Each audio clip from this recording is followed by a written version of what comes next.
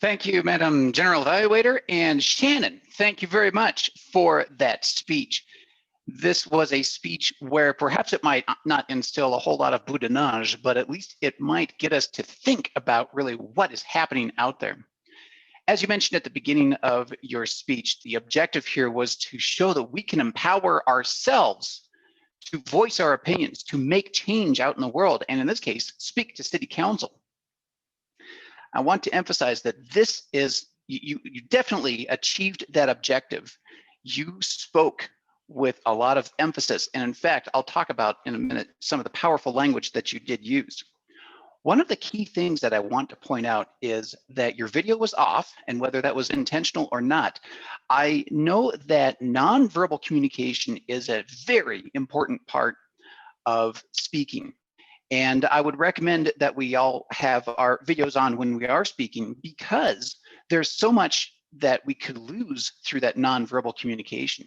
You might not be picking up on some of the cues that I have by me moving my hand around like this, and you might not see the expressions on my face when I'm talking and making some key points. So that's why it's important to have the video on. Regardless of the reason why your video is off, it doesn't matter. The point is that I did a quick research, so anywhere between 70 and 93% of the communication that we set forth is nonverbal. So something to keep in mind for us all.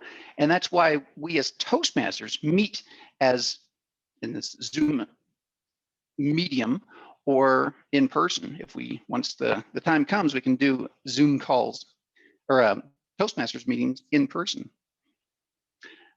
Again, I mentioned some of the powerful language. I want you to listen to some of these words that you used.